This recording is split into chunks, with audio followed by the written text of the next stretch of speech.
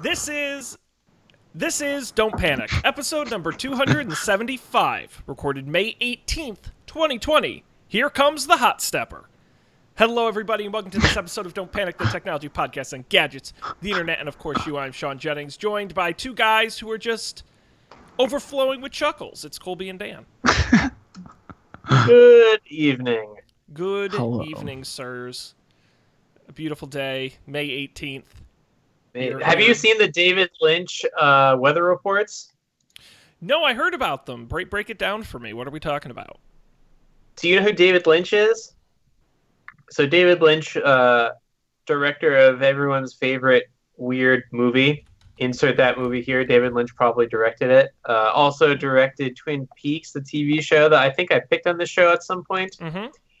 And a very funny actor as well. Yeah, he is I always forget he's in a lot of his own stuff, and I always forget that it's him because he picks really good roles for himself. So, anyways, if you like that kind of thing, look up David Lynch on YouTube. Maybe we'll put a thing in the show notes. I don't actually know. He's been doing these weather reports from his basement for years sporadically. Like I've seen some as old as like pre-YouTube 2005 stuff you can find online, and it's always like the same format. He says it's whatever time, and he's in LA. He's always in the exact same spot, and says like, oh, it's, maybe it's raining, or like there's a chainsaw going one day, and he commented on that. But otherwise, it's pretty chill. Sometimes the color changes, and I was reading on the Twin Peaks subreddit that maybe that means something. Like maybe the fact that like the videos have been getting increasingly bluer over time means something. I don't know, but it's, there's not much. We have lots of free time and entertainment. So I recommend checking it out. Have you ever seen the David Lynch coffee commercials? So he has his own line of David Lynch signature cup coffee, and he's directed all of the commercials for the coffee. It's very fun. No, Yes. I did. Oh, this is so cool! I want David Lynch coffee. You can buy it. It is available for sale. I don't know how good it is, but yeah, a great example of a human being where if you were given any opportunity to do whatever creative project you want, David Lynch, man, give him credit. He's run with it. Yes, he has. David Lynch signature cup. A+. A Organic plus. espresso. Yeah. Check it out at your local grocer. What else is... Also... Yeah? Anyways. David Lynch, I've looked at some of those videos from 2005. He looks exactly the same. He does. He permanently looks 56 years old. Timeless. It's as if he's from another time. Anyways. Fantastic. Oh, here's the Yes. other thing I want to bring up. Please do. Before this, we were discussing my terrible lighting situation, which I have noted numerous times to myself, but have yet to do anything about it. And someone, Colby, recommended the ring light. So I went on Amazon. There's a bajillion different ring lights. That is not a brand name. I found one, and it lists several benefits that one might get from buying this product. One, a brighter vision. This ring light can make your visual world more beautiful and glorious. Look nicer when you video with family and friends. With this videos, your images on Instagram and Facebook will be more beautiful and charming. It will bring you a good lighting effect when you record YouTube videos. Under the illumination of the ring light set, your makeup will be more beautiful and generous. And then scrolling down a bit more, so benefit number 2, bring you appropriate brightness and color temperature. Number 3, clear YouTube video quality. Number 4, more charming eyes. When you use our ring light to complete your perfect makeup and take a selfie, you will find that your eyes are full of charm, like the eyes of an angel, which is caused by this light. Packed with, and then incongruously in bullet number 4, packed with a universal mobile phone stand, supports all sizes of mobile phones. I feel like this product is writing a lot of checks. I'm not convinced it's butt can cash. Now, would you like me to take the Maxterm LED light 6-inch with tripod stand for YouTube video and make up mini LED camera light with cell phone holder desktop LED lamp with 3 light modes and 11-inch brightness 6-inch challenge? I think you should. There is an art to the Amazon product name that just never gets old. I think what Don't Panic really sorely needs is a more angelic-eyed Dan. Well, that's the problem I have with my light. My like self. I should have gotten a ring. I have my self-made lighting, and it gives me these just epic like airbag-sized bags under my eyes, and I look exhausted all the time on these videos. So I just assumed you were exhausted all the time. Well, spoiler alert, they're there in reality too. But the point of having the light is so you don't see them. I got to make them. I want to be gorgeous like the ring lights. So maybe that's what I'm missing. Certainly could be. I think, Dan, I think you should do it, but you have to bring the light with you everywhere you go. So when you're taking selfies, then you're looking. Oh, is this some sort of like elaborate pun on their part because it looks like a halo? Is that where all the angelic verbiage comes from? Perhaps that's a good marketing gimmick. You just give it like reflects in your eyes just so. Oh my god. Dan all of a sudden becomes like an Instagram model. Wow. Okay. So I'm not surprised, but there are a bunch of like websites that are Wirecutter, but for streamers, and some of these lights that there are lights that they recommend that are $800 each. These are like theater lights. But see, the ring light is exactly the product that I feel like you should just go to like Wish or Alibaba and buy for like 30 cents from China. Because I feel like it's just a bunch of LEDs in a ring. Like how much quality of product do you need other than the fact it turns on? I don't know. I'd want someone to tell me. We need some kind of lighting experts. We, as you can see by the video, clearly are not them. Whoa. I think. What's mine like? Your room, once again, Colby, is somewhere between like the afterlife and an operating room in terms of just like general white brightness. It's bright in here. Yeah, that's true. The curtains have helped break it up, I will say. Ooh, that was a nice addition. I found a light that has Wi-Fi. Yeah, so There you necessary. So you can turn it on with your phone, which it's attached to while you're not around. Outstanding. Yeah. So as you noted, the light in this room is incredibly bright. I bought some light bulbs to change the bulb out. I took I have one of those like it's like those standard like light fixtures that are everywhere. So I've changed a bulb in one of those things like 1.5 million times in my life. So I take the thing off and I take it out, and there's no bulbs. It's just a huge like round like LED circuit board. Yeah, they're doing that. And I'm kind of pissed about it because I don't want that. I want to customize my bulb situation. It's too bright. Well, I would say if you're feeling handy, I would think.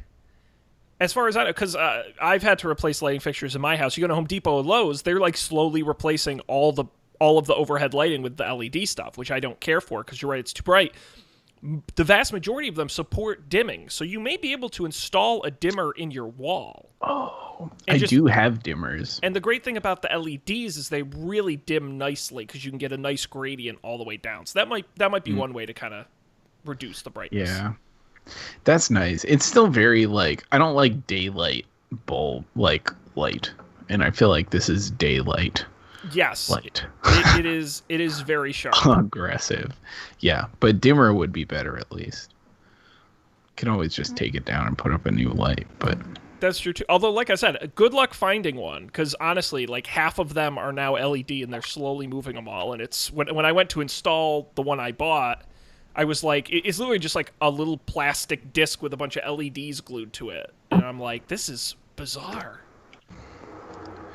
Like, I guess like LED lights are supposed to last like for ages, right? That's why Yep. they're just building them into the lights now. Yep. That's so annoying. But you can make bulbs, or you can make lighting fixtures that are powered by LED that don't have that effect. It sounds like they're just too cheap to do that. Like you need to have something over the raw LEDs themselves. Yeah, they're usually discount fixtures, because the LED technology has gotten so cheap that that's sort of your $20, $30 fixture. Yeah, alas. I do have like some like LED bulbs that I got that are nice, that are like an appropriate color for nighttime. But what are you gonna do? Maybe I'll try and install my dimmers and just see if it works. Yeah, I tried to like look up the fixture and I couldn't figure it out. So yeah, give it a shot. You're an owner now. You get I full know. control, buddy. Worst case, burn the building down. Collect that sweet insurance money. Cha-ching. Cha-ching. No, don't do that. Did you guys see my Instagram post the other day? Speaking of burning the building down. Yes, You've worked from a lot of exotic locales throughout Boston. Is that what you're referring to? No, the I'm referring to my real life dumpster fire. Oh, right. I did see that. Colby's life took on literal meaning the other day. Yeah, I mean, dumpster fires are things that people talk about all the time, but almost exclusively in metaphor.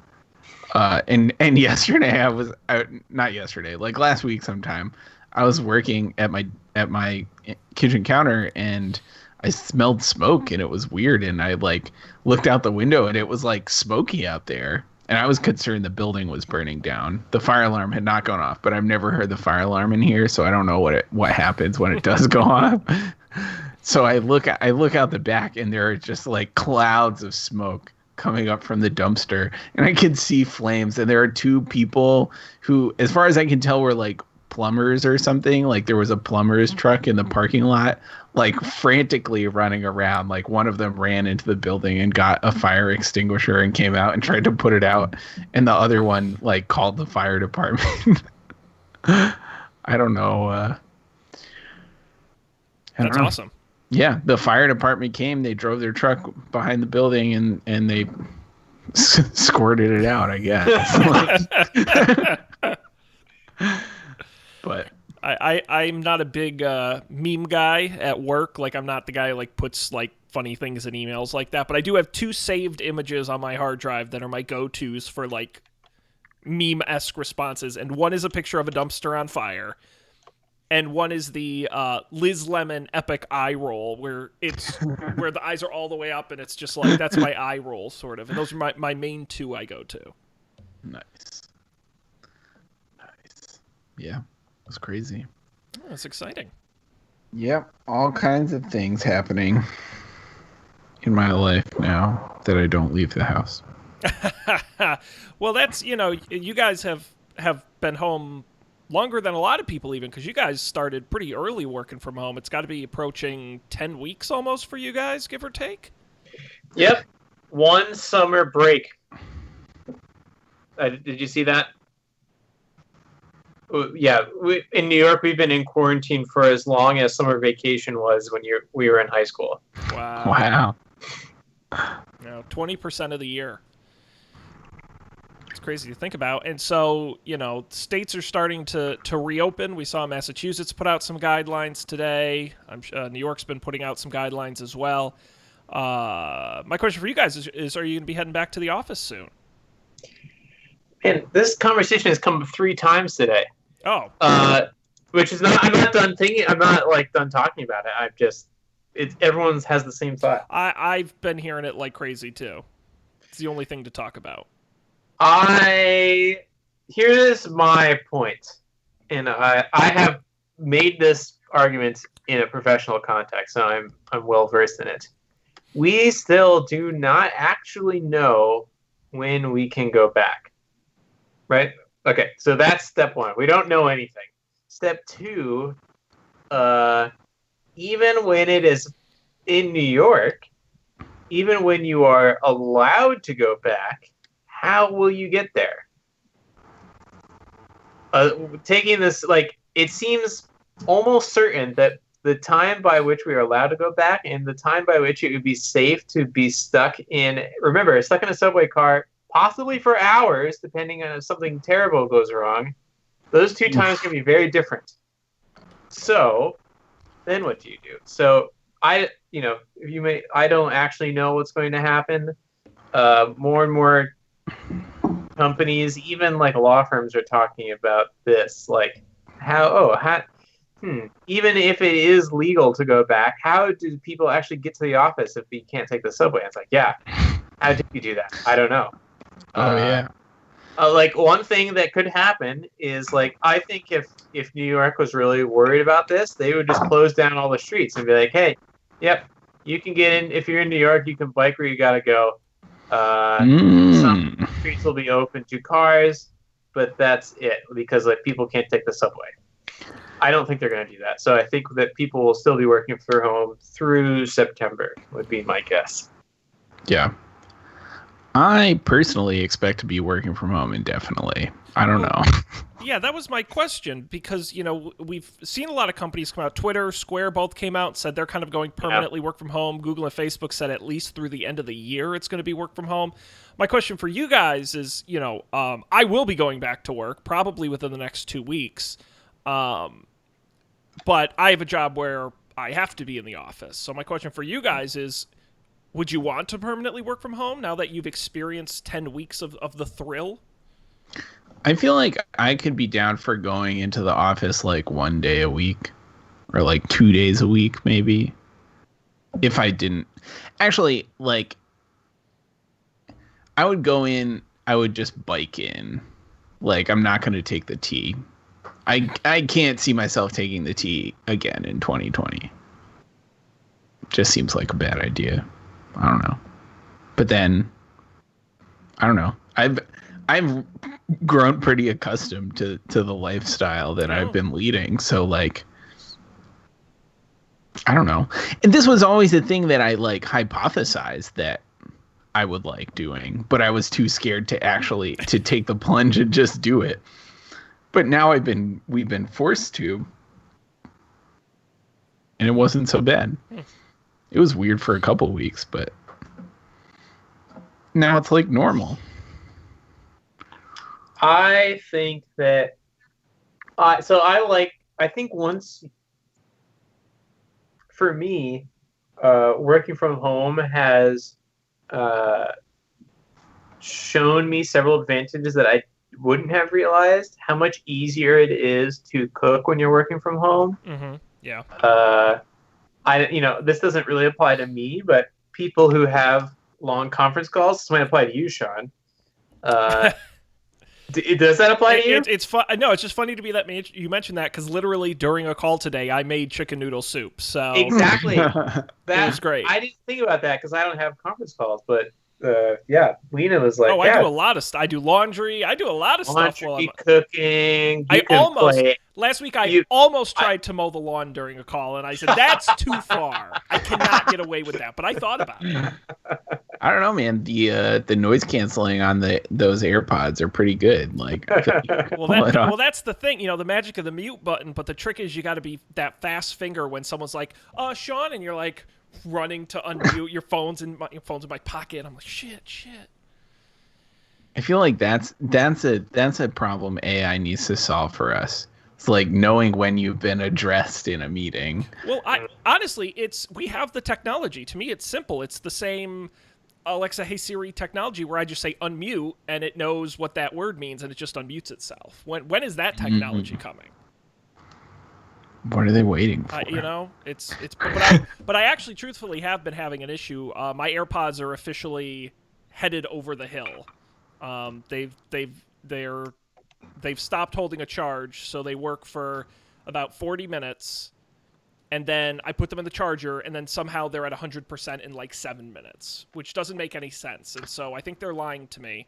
And so I'm waiting. The rumor is Apple's going to announce some new ones in the next month or two, and I'll probably have to upgrade. I use them too much not to. Yeah. They're pretty nice. I do use them a lot now that I have them.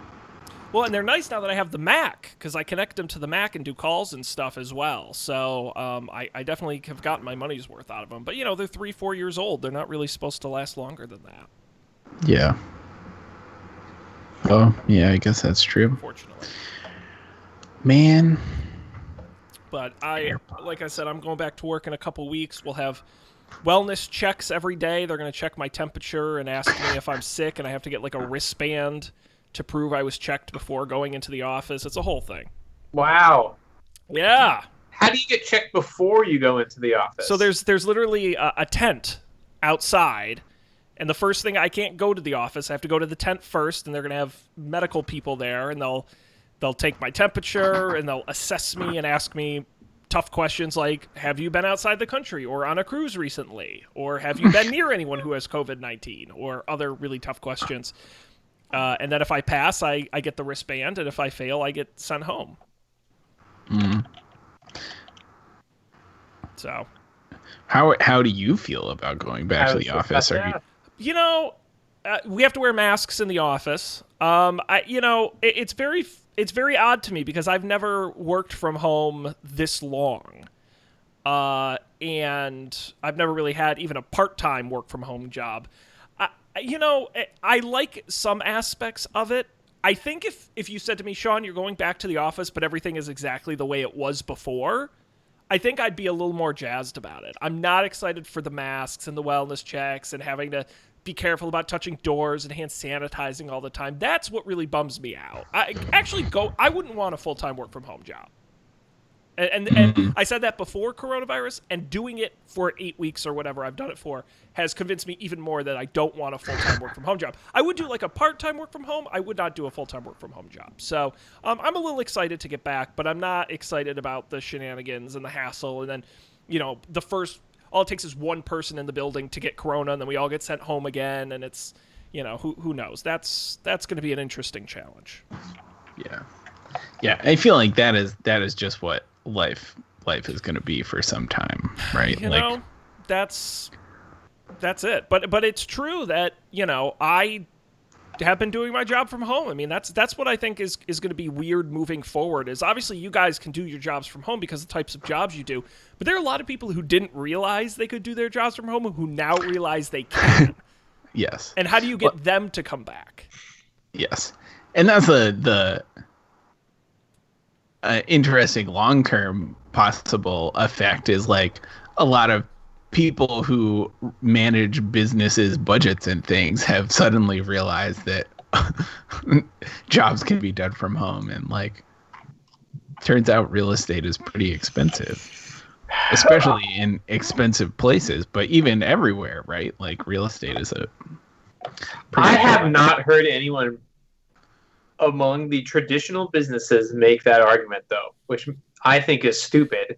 But they seem way more concerned. Like today, I was hearing from someone who was told that one of the reasons that they are not setting a date further out for when people return to the office is because they don't want people to move too far away. It's like, but why? And it's like, and then when you start to interrogate that, it comes down to this, like, oh, because we don't trust you. Like, right. This isn't about saving money. This isn't about productivity. It's because we don't trust you to do your job, even though we probably have some tangible evidence of your job being we have no idea if we're succeeding or not, or we have evidence at this point to say whether or not we can trust our employees to work from home. You either live in one of those two worlds. Amazing. So places like Sean's company, like my mom's company, like I don't think they're thinking about. No. I don't think that even enters their mind. They'd be like, oh, like maybe we wouldn't have to hire a cleaning staff, and we wouldn't have to do this, we wouldn't have to do that, we wouldn't have to get like the fire marshal to inspect these other spaces. Like, it doesn't even enter their mind that that's possible. No, I've spent a lot of, and I won't get into any detailed conversations, but I've actually spent a lot of time with my company's president and our head of HR during this, and we're a $350 million manufacturing company, and they want people back on site simply to have them back on site. I mean, it's a psychological thing more than a financial thing or or anything else. I mean, I'm one door away from the warehouse and the factory. And there is something to be said for a company that operates like that. What's interesting for me is the employees. Because I don't think the drive to have people working from home is going to come from management. It's going to come from employees. And at what point do they become a loud enough voice and the technology works well enough that they actually have the influence to do something about that? And I think when you look at how all, the number one thing I hear from my employees and the people who work at the company is, when you have all these states approaching it differently and there's no one standard, then it's very easy to question what's going on. Why do we need to go back? South Dakota isn't making their people go back. I'm just making that up. But, it's easy to point and say what they're doing is wrong, whether or not it actually is. And so that's, I think years from now, how different will it be? I don't know. But I think you're right, Dan, in the short term. It's going to be really interesting to see how that push and pull from employees and employers shakes out, especially depending on the different types of companies. So, I don't know, but I think things have changed.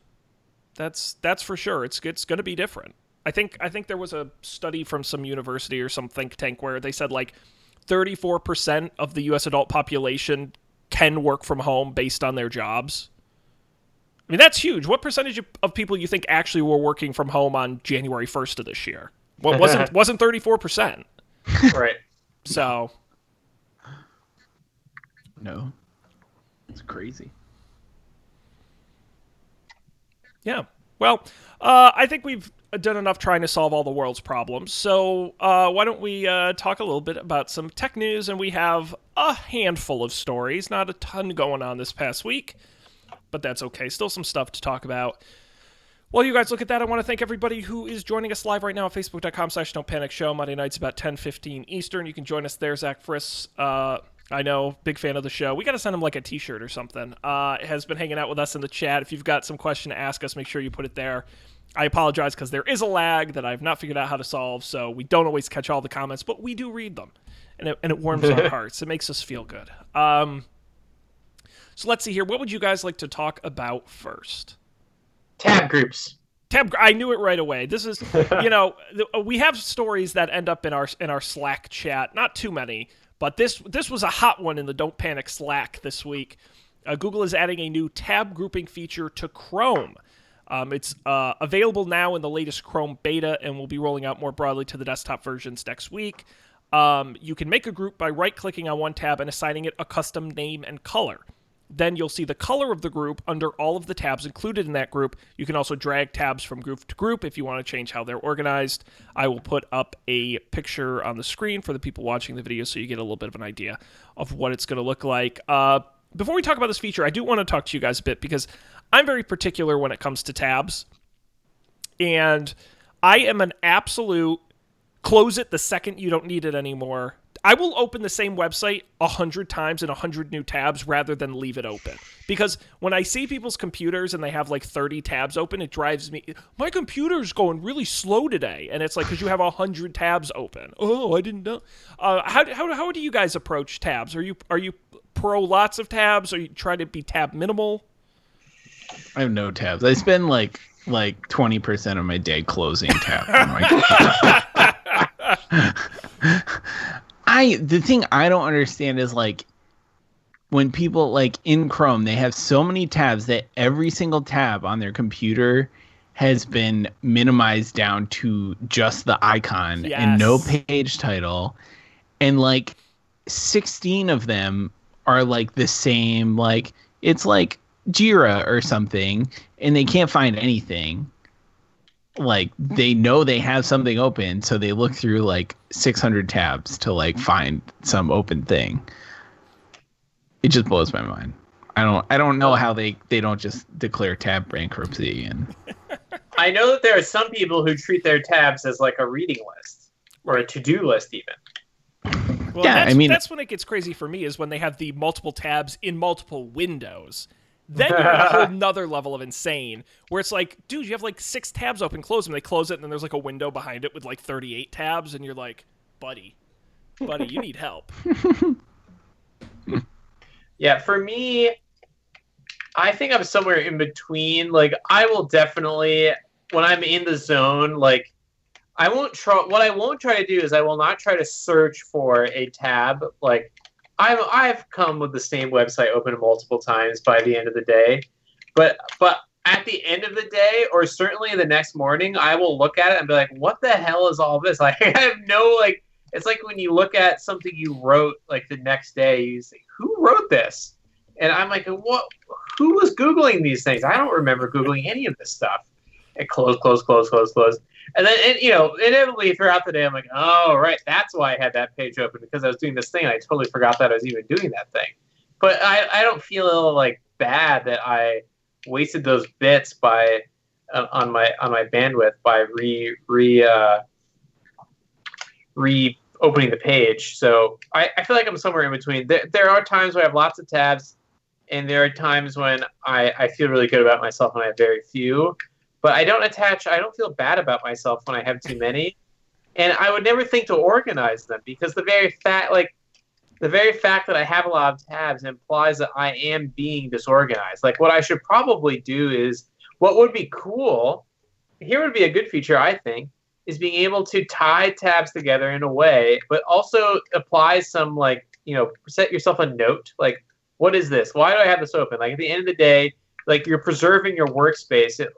At least for me, my tabs are often like a stream of consciousness thing. I'm like, okay, why did I Google like this particular thing, and then I opened this page and I kept all these results open? Was I searching for something?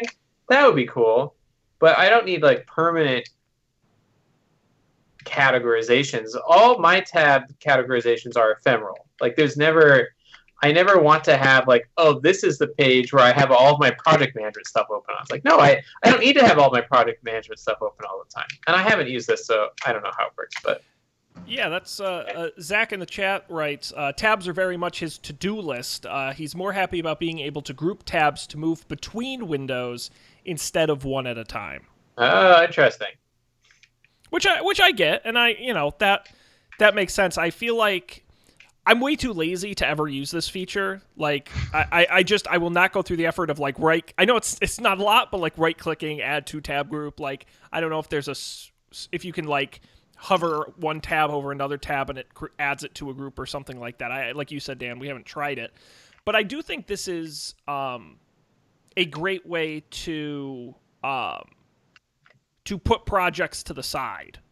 Because for me, it's I want to group the tabs, but then I want the tabs to go away. And it doesn't sound like that's what this does. It just groups them within that sort of tab ribbon. But I want to be able to group them and then like right click and be like, hide this group.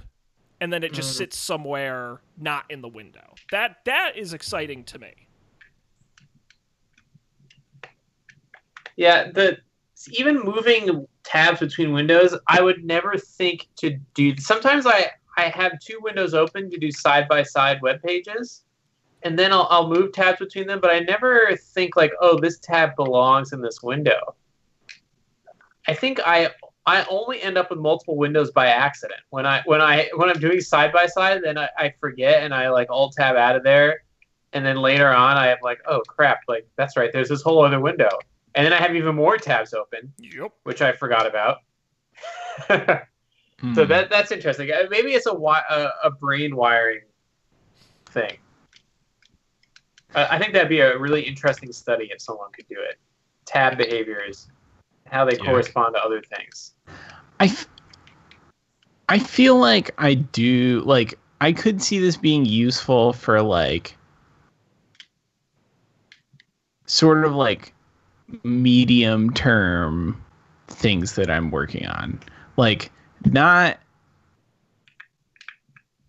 I don't know. I feel like a thing I do is like I'm trying to figure something out, so I'll like do a bunch of Googling and like open a bunch of pages and like read some things. And usually I finish what I'm doing and get rid of all the tabs. But like sometimes you get interrupted or you have to go to a meeting or something, and like you're not done. And what I do as a person who like doesn't like having tabs open, I'll just close everything. And then I'll start over. Like when I finally get back to the thing, I'll start over. I'll like look back in my browser history for the things that I needed. Or if there are relevant things, I'll save them in my like bookmarking thing. But like what would be nice if I could just say like, it might be nice if I could just say like, okay, I have these 6 tabs open, like let's like file those away in a thing that I'm going to address in the very near future, and then delete and never care about again. Like, I don't want to spend a lot of time like, customizing my artisanal like tab categories. That seems useless to me. But like short to medium term groups of things that I can recall. Maybe that's what I need. I need tab history. Like, I just need a history of like tabs that were open at a given time. This exists.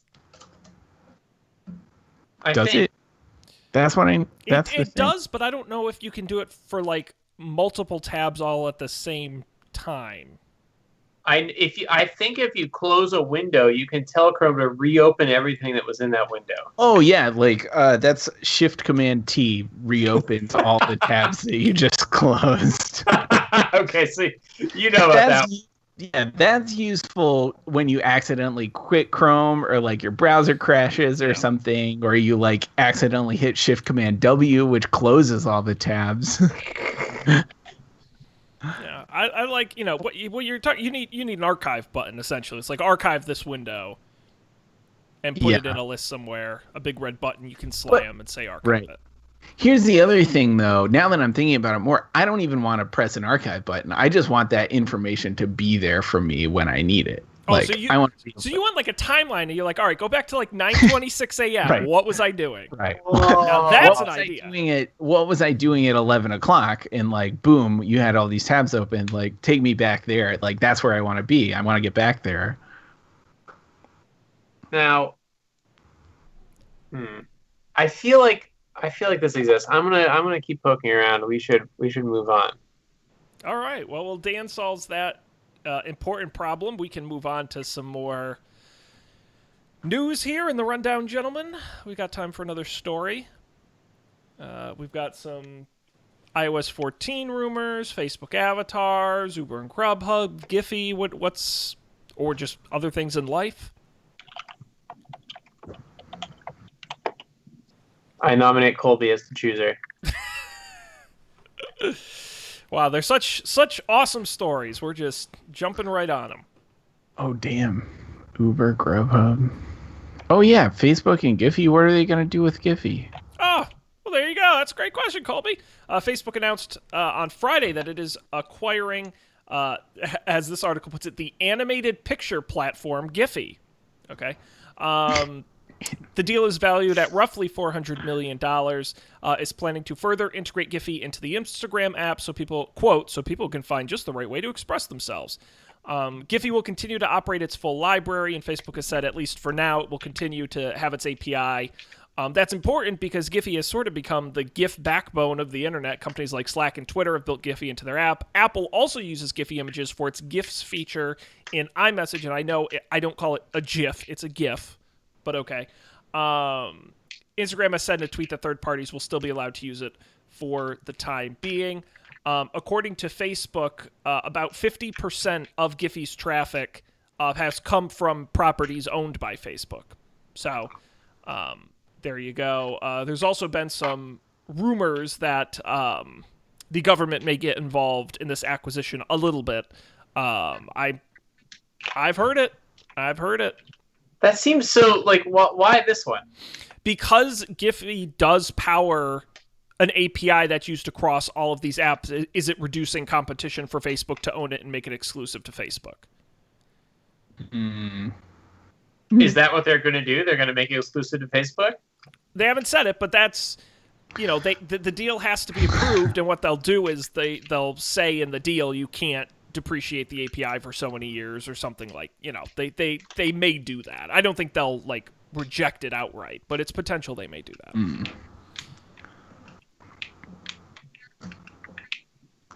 Yeah. It's like how Gimlet isn't doing Spotify exclusive podcasts. They definitely aren't doing it.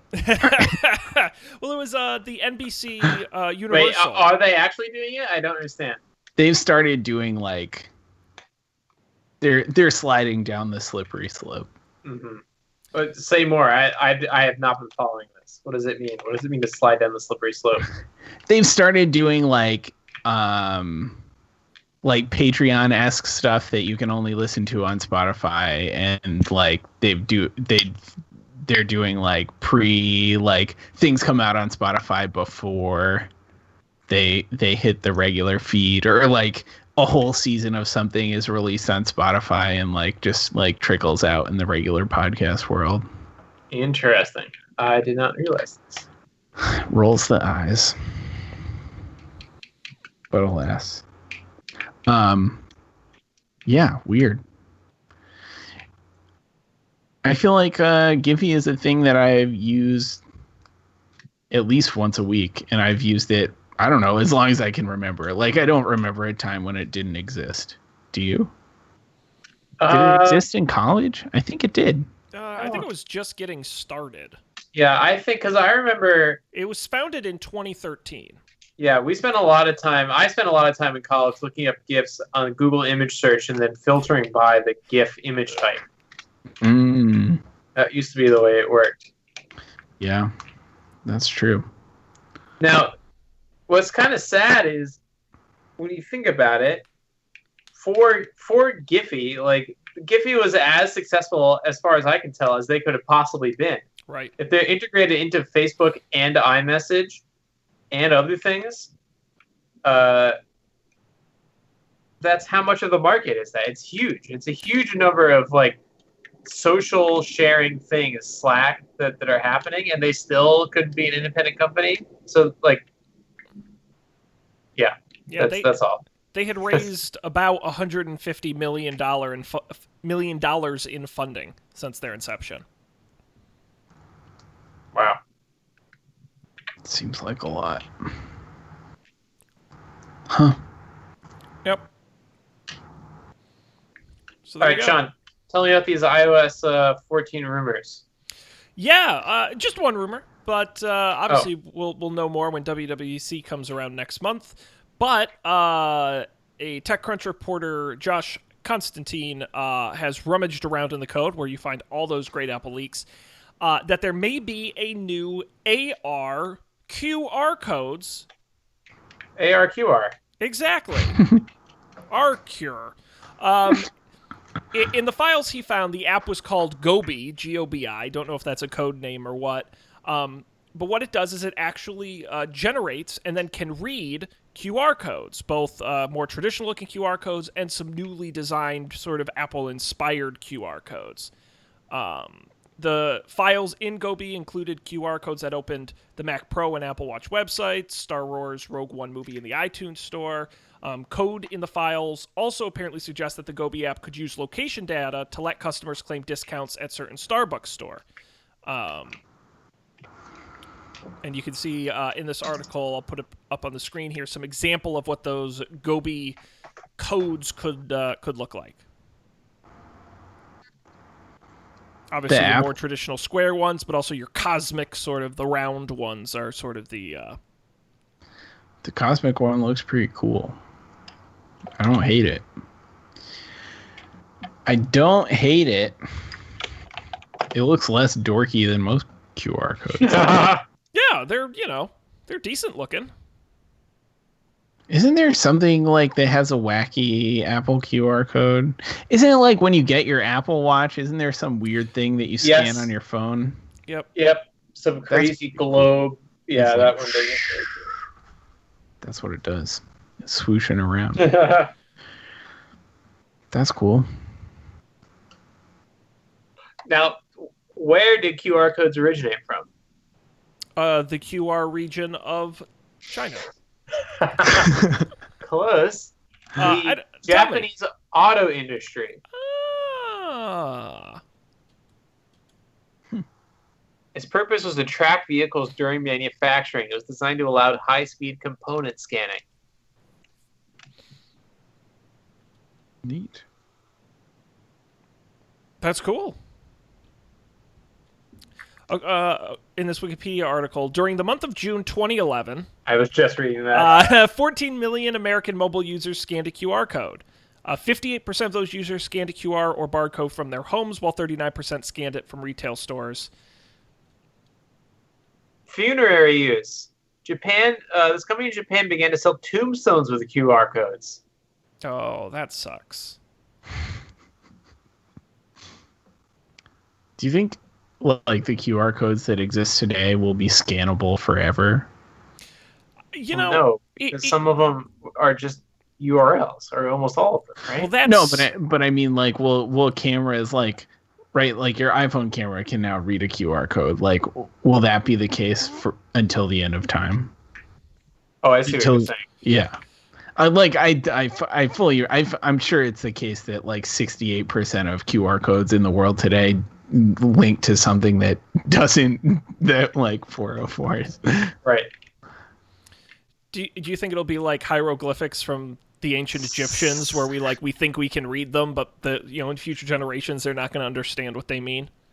Right. Probably.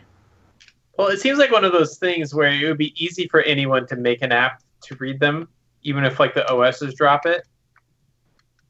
Sure. That's true. I mean, we still use barcodes, and those are hella old. Yeah. Remember the what was that thing called? The cat. The Q cat? Are you talking about the Q cat? Hell yeah, I am. I remember reading about that way back in the day because they're like, oh yeah, if you get one of these Q cats, which you can just get for free, then you can like make your own library in your house and put barcodes on all your books and make a library checkout system. And I was like, that sounds so cool. How do I get one of these free things? But the article was already 6 years old and you couldn't get them anymore. Yeah, the original idea was that you would like get a magazine, and an ad in the magazine would have a QCat Q, which is really just a barcode, and you would scan it and be like, oh, I want to buy this thing in the magazine. Buying things from magazines. It's the future. Yeah, it clearly worked out. We all have our QCat sitting on our desks, don't we? Got mine right here. And our phones. It was ahead of its time. Something like that. Time Magazine listed it as number 5 in their list of the 50 worst inventions. Oh.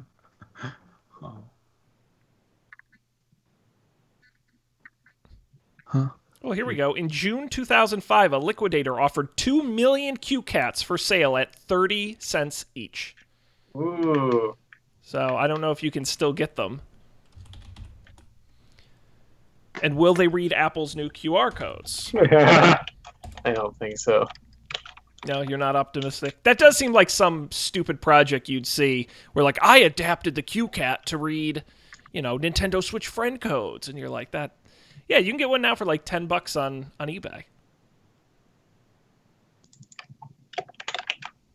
Someone's got to take the QCat challenge. Anyway, so there you go. I don't have any... I shit on QR codes a lot. I don't really have a problem with them. They're fine. I don't think anyone should try and act like they're particularly cool or useful, but, Well, Colby shits on them. On QR codes? Yeah! I I don't know they're if you fine. still do. I remember back in college, you thought things were so stupid. They were so stupid. They made you in college. angry. Yeah, well, like, it wasn't useful if you had to do anything to use them.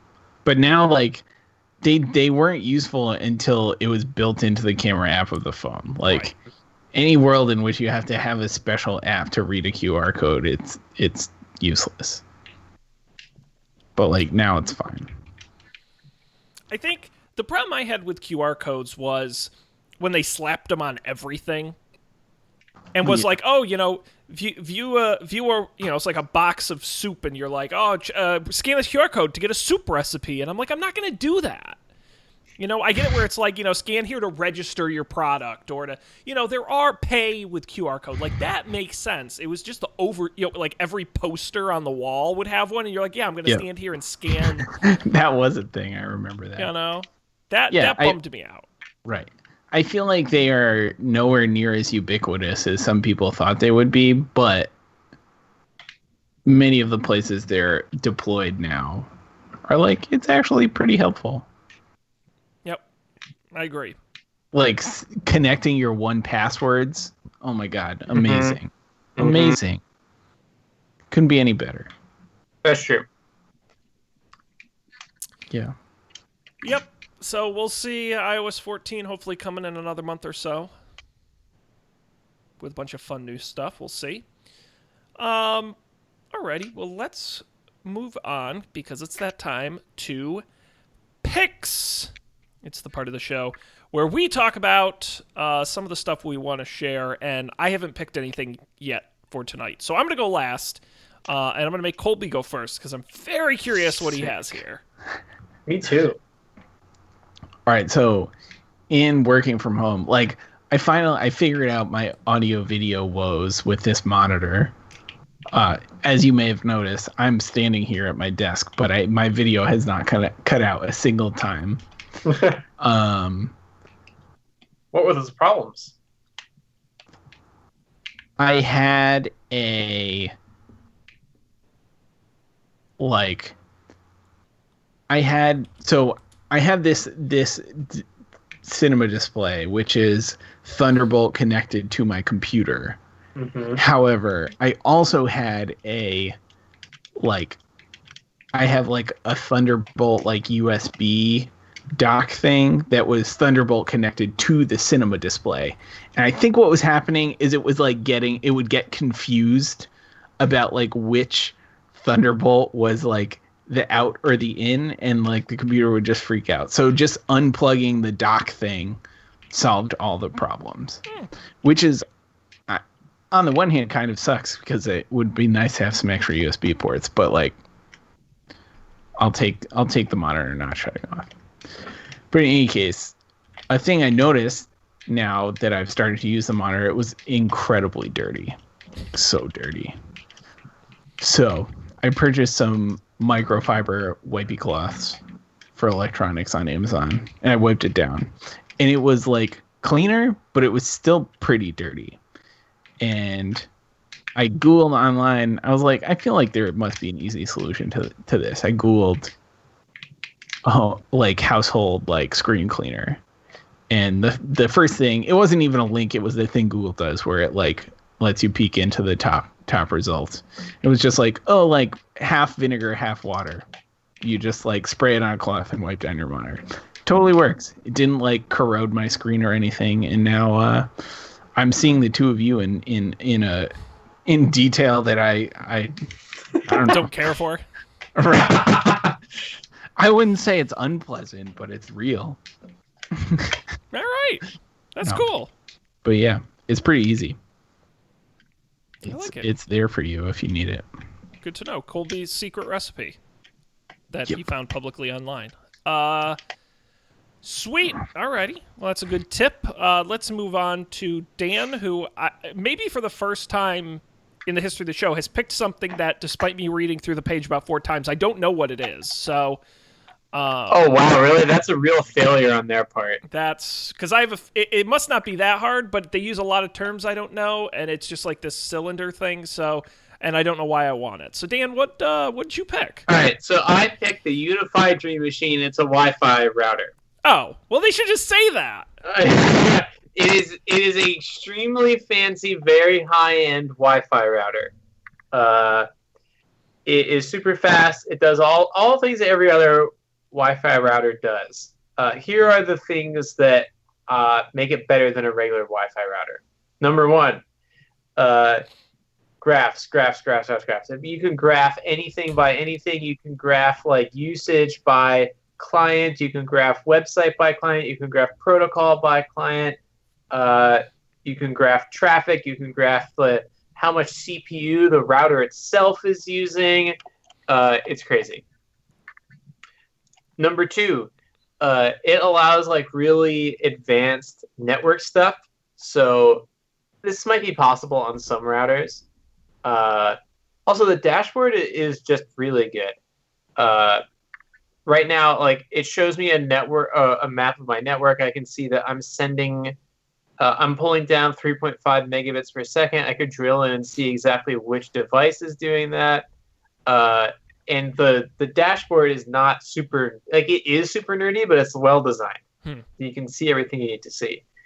A bunch of small. It also does the thing. Have you ever tried to optimize your Wi-Fi so that you get the right channel that has like the least interference and stuff? Absolutely not.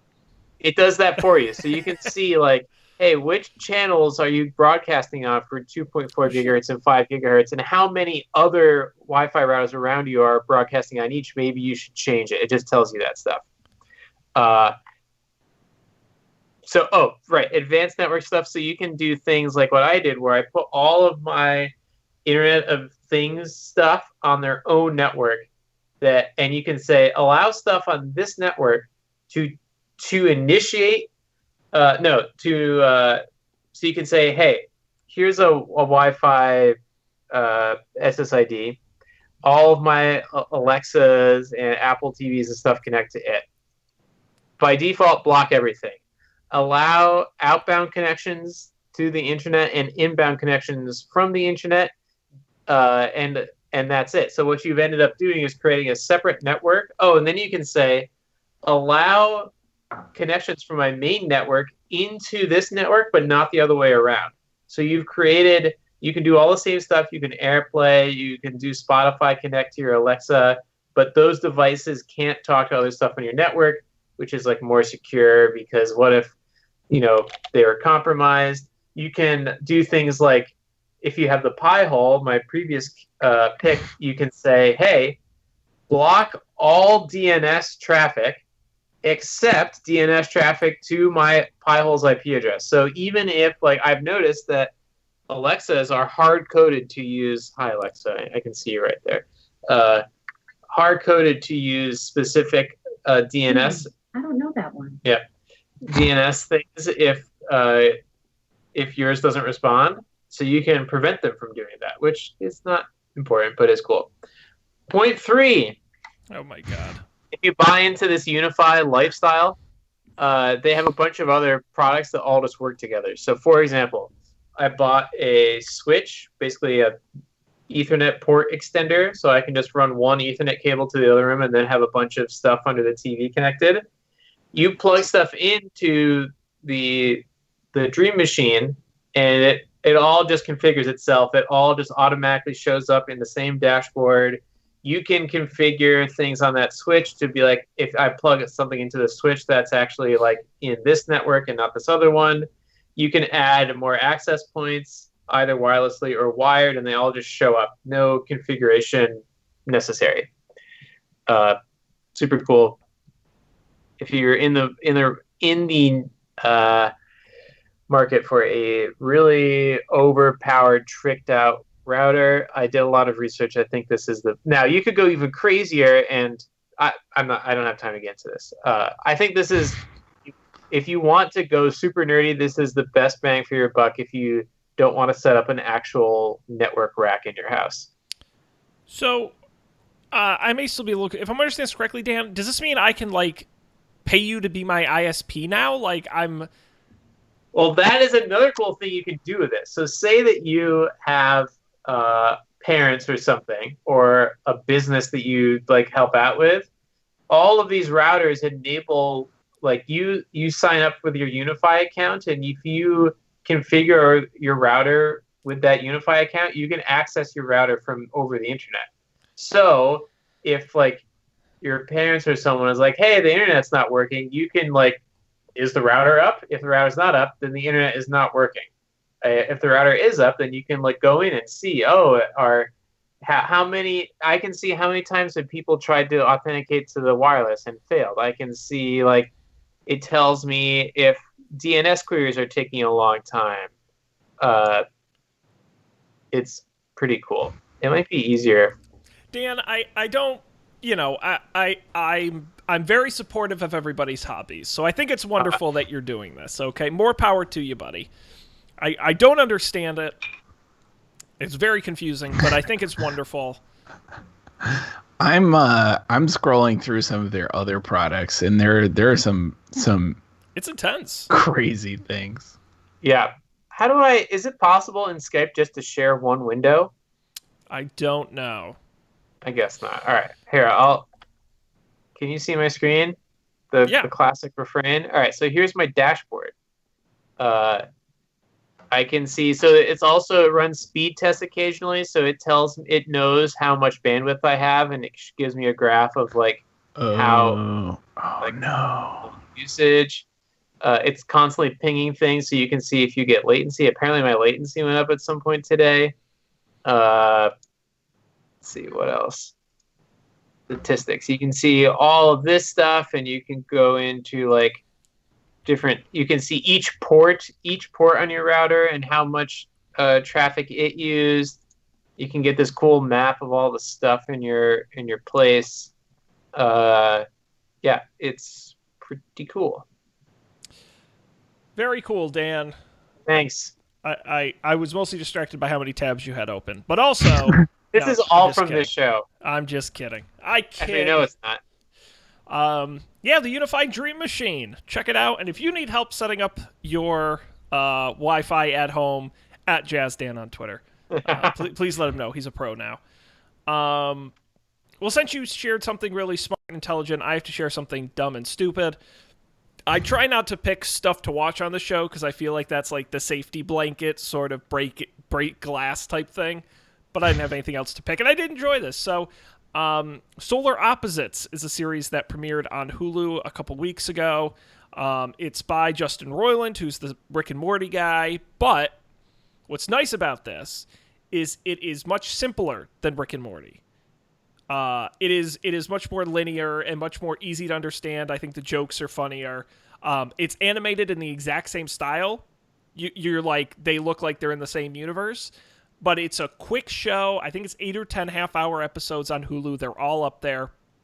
It's a very fun show. I binged through it super quickly. It was Hulu's most successful comedy original that they had ever launched. So if you like Rick and Morty but want something that's less intense, I would say Solar Opposites is a great show. I enjoyed it a lot. I definitely started watching it. I can't remember if I finished it or not. Yeah, the episodes just kind of blend together after a while, and you just sort of go through it. Oh, yeah. Just come out? Who is telling me I did, in fact, finish it? Yeah, like 2 weeks ago. It's pretty recent. It's much better than what I'm watching now, which is 90 Day Fiancé, which may be a future pick. But we'll talk about that another day, because that's embarrassing. And I won't even tell you how many of those I've seen. Guys, that's it. We're at the end of the show. Is there anything you'd like to say or do? Teaser plug? Generally discuss? No. I got all the networking nerdiness off my chest. It was really weighing you down? Yeah, just wait. Next week, maybe, or the week after, I will have installed that thing that lets you set up and turn non-HomeKit devices into HomeKit devices. Yeah, that's right. Mm-hmm. That I'm excited about. That you're going to sell me on more. Yeah. I am really excited about it. That's seriously, Dan, I'm going to have you come to my house and just like network the crap out of the place. I've told you how many Wi-Fi devices I have. So yeah, you need the Dream Machine, man. I need the Nightmare Machine is what I need. Because that's what I live. My poor router is I think sweat's pouring off of it. It's working hard. Well, technically the Dream Machine did not specify what sort of dream you'd be having, so Yeah, my dream is to have way too many smart devices. And I live it every day. Wonderful. Well, I think that's gonna wrap us up here. Of course, stonepanic.io is our website. You can go there, check it out. We'll have the links to all the picks we just discussed, so you don't have to remember what the Unified Dream Machine is. We'll have a link there with the audio and the video. And, of course, make sure you subscribe to us wherever you get your podcasts. The video version's on YouTube as well. And, of course, you can get in contact with us at Don't Panic Show on Twitter or email us don'tpanicshow@gmail.com. We appreciate everyone who joined us live tonight and everyone who listens after the fact. We appreciate it. We will be back next week with more tech news and thrilling adventures on another Don't Panic. On behalf of Colby and Dan, I'm Sean. Thanks. We'll see you then.